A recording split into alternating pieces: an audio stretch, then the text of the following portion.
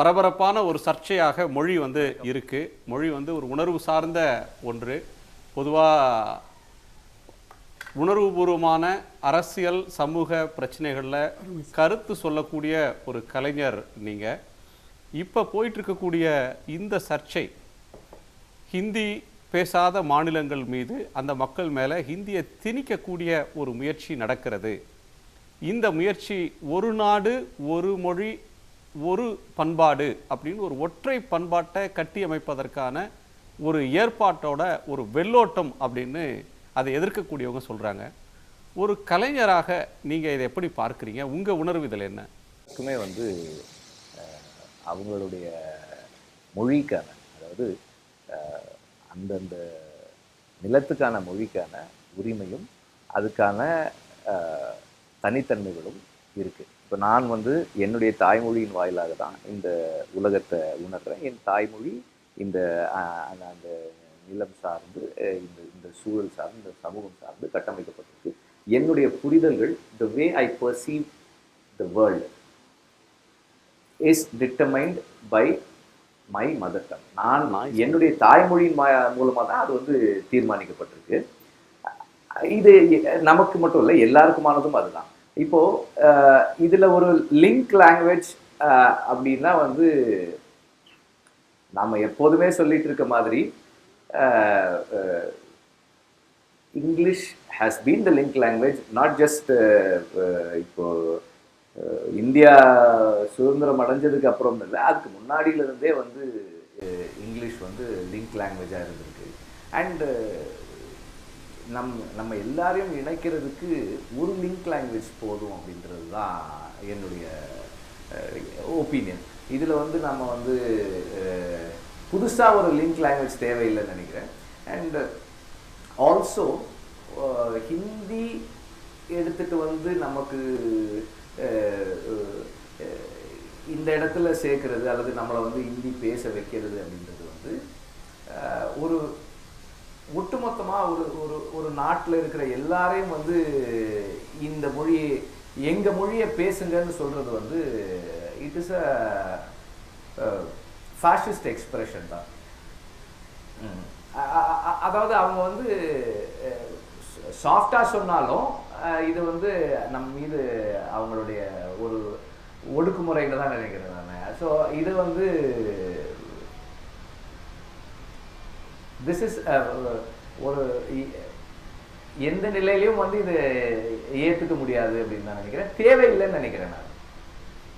அதாவது ஒரு மென்மையான சொற்களில் சொன்னாலும் இது வந்து ஒரு ஃபாசிஸ்ட் எக்ஸ்பிரஷன், ஒரு ஒடுக்குமுறையின் வடிவமாக பார்க்குறீங்க. இப்போ 2-3 புதிய வாதங்கள் முன்வைக்கப்படுது. முன்னாடி வந்து இந்தியாவுக்கு தேசிய மொழி ஒன்று வேண்டும் அப்படின்னு பேசின நேரத்தில் தேசிய மொழி அப்படின்னு ஒன்று கிடையாது.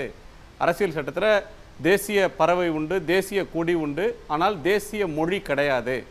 ஏன்னா பல்வேறு தேசிய இனங்களை சேர்ந்த பல்வேறு மொழிகளை பேசக்கூடிய மக்கள் இருக்கிற நாட்டில் ஒரு மொழியை சொல்லக்கூடாதுன்னு அப்போ நம்ம நாட்டை அரசியல் சட்டத்தை நிர்மாணித்த சுதந்திரத்தை வாங்கி தந்த தலைவர்கள் கருதுனாங்க. அப்போ அலுவல் மொழியாக இருந்தால் போதும் அப்படின்னு 2 மொழிகள். அப்போ லிங்க் லாங்குவேஜ் அப்படின்ற ஒன்று வந்தது. ஆனால் மீண்டும் மீண்டும் இந்த எண்ணிக்கை, ஹிந்தி பேசக்கூடியவங்களுடைய எண்ணிக்கை அதிகம், அதனால் பேசலான்றதும், ஏன் வந்து ஆங்கிலத்தை நீங்கள் வந்து நேசிக்கிறீங்க, ஆங்கிலத்தின் மீதான மோகம் எதற்கு, அது என்ன இருந்தாலும் வெளியிலேருந்து வந்த ஒரு மொழி தானே, இந்தி வந்து இந்தியாவோட ஒரு மொழி அப்படின்னு சொல்லி இந்தியாவுக்கு வந்து ஒரு பாரதிய தன்மை, ஒரு ஒரு கலாச்சார வேறு ஒரு தன்மையை கொடுத்து அதை செல் பண்ண பார்க்குறத எப்படி புரிஞ்சுக்கிறது? இல்லை, அப்படி சொல்லணும்னா அந்த வெளியிருந்து உள்ளேருந்து அப்படின்னு பார்த்தா ஹிந்தியும் நமக்கு வெளியிருந்து வர்ற மொழி தானே. ஹிந்தி பேசாத தேசிய இனக்குழுக்குள்ள எல்லாருக்குமே வந்து ஹிந்தி வந்து வெளியிருந்து வர்ற மொழி தானே. அது மட்டும் இல்லை, ஹிந்தியை ஏற்றுக்கிட்டு அவங்க தாய்மொழிகளை விட்ட பல மாநிலங்கள் இருக்குது. அந்த மாநிலங்களுடைய வளர்ச்சி என்னவா இருக்குது, அவங்களுடைய எஜுகேஷனல் ஸ்டேட்டஸ் என்னவா இருக்குது அப்படின்னு பார்க்கணும். ஹிந்தியை ரெசிஸ்ட் பண்ணக்கூடிய தமிழ்நாடு போன்ற ஸ்டேட்டினுடைய வளர்ச்சி விகிதம், எஜுகேஷனல் ஸ்டேட்டஸாக இருக்கட்டும், அல்லது ரேஷ்னல் திங்கிங்காக இருக்கட்டும், அல்லது அந்த அந்த செக்யூலர் தன்மையை காப்பாற்றி வச்சிருக்கிற தன்மையாக இருக்கட்டும், இது அத்தனையுமே வந்து ஹிந்தியை லிங்க் லாங்குவேஜாக ஏற்றுக்காத தேசிய இனங்கள் வந்து இன்னும் சிறப்பாக செஞ்சுட்டு இருக்காங்க அப்படின்னு தான் நான் சொல்றேன். ஹிந்தியை ஏற்காத மக்களுக்கும் ஹிந்தி பேசக்கூடிய மக்களுக்குமான பண்பாட்டு வேறுபாடு, சமூக கலாச்சார வேறுபாடுகள் இருக்கு அப்படின்றத சொல்றீங்க. நீங்க 3 அம்சங்களை சொல்றீங்க. ஒன்று, கல்வி ஹிந்தியில இல்ல இல்ல இல்ல இதுல ஒரு சின்ன கிளாரிஃபிகேஷன். இல்ல இல்ல ஒரு ஒரு ஒரு ஒரு சின்ன விஷயம். ஹிந்தி தாய்மொழியாக கொண்டவர்கள் ஹிந்தியை பேசுவதிலும் ஹிந்தியை கத்துக்கிறதுலையும் ஹிந்தியை போற்றுவதிலும் எந்த குறையும் இல்லை. அவங்க அதை தான் செய்யணும். ஆனால் ஹிந்தி அந்த நேட்டிவ் லாங்குவேஜா இல்லாமல் அதை ஏத்துக்கிட்டு தங்களுடைய நேட்டிவ் லாங்குவேஜை இழந்த மாநிலங்களுடைய ஸ்டேட்டஸ் பத்தி தான் இப்போ நம்ம பேசுறோம். மீண்டும் மீண்டும் ஹிந்தி திணிப்பு அப்படின்ற ஒன்று வந்து ஒவ்வொரு காலகட்டத்திலும் வந்து கொண்டே இருக்கு. இப்போ வந்து 1938 தொடங்கின இந்த பிரச்சனைன்றது 100 ஆண்டுகள் கழித்தும் கூட இந்த மொழி சிக்கல் அப்படின்ற ஒன்று மீண்டும் மீண்டும் தலையை தூக்குவதை பார்க்கிறோம். தமிழ்நாடு மாதிரியான இடங்கள், இப்போ கர்நாடகா மாதிரியான மாநிலங்களில் கண்டன குரல் வருது, வடகிழக்கு மாநிலங்களில் எதிர்ப்பு வருது, உடனே தனியக்கூடிய ஒரு தன்மை பார்க்குறோம். என்னைக்காவது ஒரு நாள் இந்த நாட்டில் ஒரே ஒரு லாங்குவேஜை தான் எல்லோரும் பேசணும், ஒரு அந்த கனவை அடைஞ்சிடணும், ஒரு நாடு ஒரு மொழி அப்படின்ற ஒரு கொள்கையை நோக்கி போகிறது தான் இவங்க இலக்கு அப்படின்னு சொல்கிற இந்த விமர்சனம், திரு பிரகாஷ் ராஜ் போன்றவர்கள் அந்த விமர்சனத்தை முன்வைக்கிறாங்க. பல அரசியல் தலைவர்களும் கூட இந்த விமர்சனத்தை முன்வைக்கிறாங்க. அதை எப்படி பார்க்கறது? அப்படியான ஒரு அட்டெம்ப்ட் இருக்கிறதா நீங்கள் பார்க்குறீங்களா? இல்லை, ஹிந்தி பேசுகிற எல்லாருக்குமே அந்த எண்ணம் இருக்குது. நான் பார்த்த வரைக்கும் இது வந்து ஏன் நீங்கள் ஏன் ஹிந்தி பேச மாட்டீங்க, ஹிந்தி தானே நம்ம நாட்டினுடைய தேசிய மொழி. இது வந்து அரசியலை கட்டமைக்கிறவங்களும் அப்படி தான் பேசுகிறாங்க, ஒரு சாமானியமாக இருக்கிறவங்களும் அதுதான் பேசுகிறாங்க. அவங்க எல்லாருக்குமே வந்து ஹிந்தியை தாய்மொழியாக கொண்டவர்களும் ஹிந்தியை பேசுபவர்களுக்கும் ஒரு சுப்பீரியர் ஃபீலிங் இருக்கு.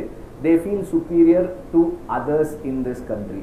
அந்த மனநிலை தான் வந்து டேஞ்சரஸான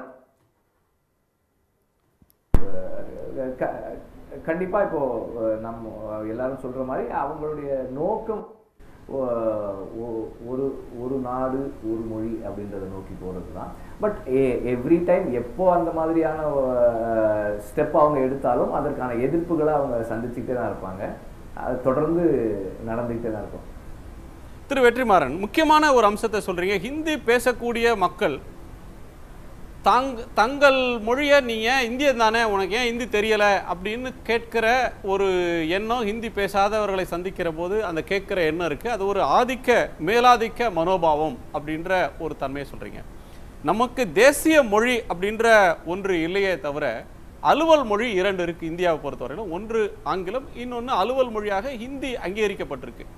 நாடாளுமன்றத்தில் ஒருவர் ஆங்கிலத்திலும் பேசலாம், ஹிந்தியிலும் பேசலாம். பிரதமருக்கு ஆங்கிலத்திலையும் ஹிந்திலையும் கடிதம் எழுதலாம். அவங்க ஆங்கிலத்தில் சுற்றறிக்கை, ஹிந்தியிலையும் சுற்றறிக்கை தருவாங்க. இப்போ புதுசாக வந்திருக்கிற டெவலப்மெண்ட், இப்போ காட்டுற முனைப்பு வந்து அந்த அலுவல் மொழியாக 2 மொழிகள் இருக்கின்றன, அதை ஒன்றை நீக்கிட்டு ஹிந்தியை மட்டும் அலுவல் மொழியாக மாற்றுற ஒரு முயற்சி. ஏன் நீக்கணும்னு துடிக்கிறாங்க? ஆங்கிலத்தை நீக்கணும்னு துடிக்க வேண்டிய அவசியம் ஏற்கனவே ஹிந்தி இருக்கு அங்கே. அப்படி இருக்கும்போது இன்னொன்றை நீக்கிட்டு ரீப்ளேஸ் பண்ணுறது அப்படின்ற ஒரு எண்ணத்தை எப்படி புரிஞ்சுக்கிறது? அந்த முயற்சி எப்படி புரிஞ்சுக்கிறது?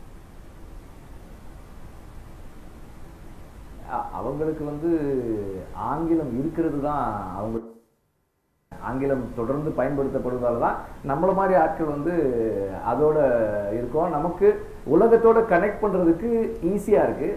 ஸோ ஆங்கிலத்தை எடுத்துட்டோம்னா மேபி நம்மளும் வந்து ஹிந்தியை ஏற்றுக்கோம்னு நினைக்கிறாங்களா இருக்கும். ஹிந்தியை ஒரு நாள் ஏற்றுக்கொள்வோம். ஆங்கிலம்ன்ற ஒன்று வந்து நமக்கு முன்னேற்றத்திற்கான கருவியாக இருக்குது, ஹிந்தி பேசாத மக்களுடைய வளர்ச்சிக்கான கருவியாக இருக்குது. அந்த ஆங்கிலத்தை அங்கிருந்து அப்புறப்படுத்தி விட்டால் அந்த இடத்துல இந்தி வந்துடும் அப்படின்ற ஒரு தன்மை அதற்கு பின்னாடி ஒளிஞ்சிருக்கிறதா பார்க்குறீங்க?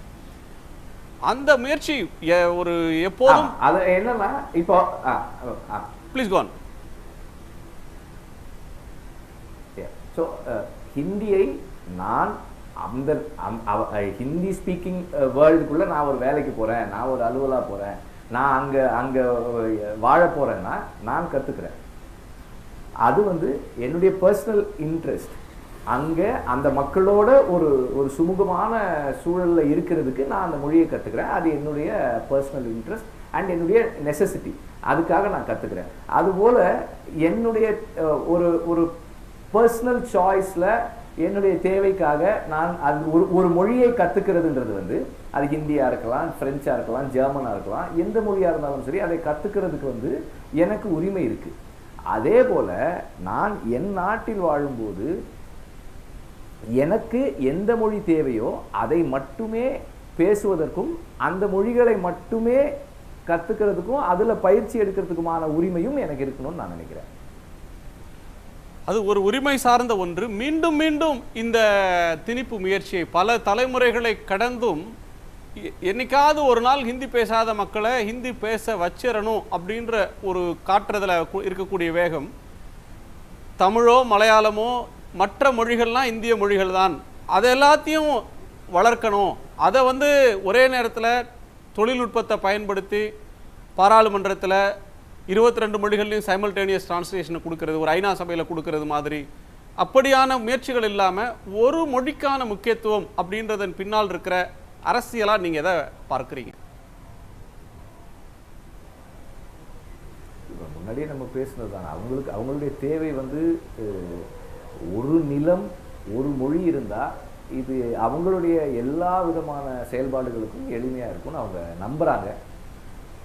உடனுக்குடன் செய்திகளை தெரிந்து கொள்ள சன் நியூஸ் பெல் ஐகானை கிளிக் பண்ணுங்க.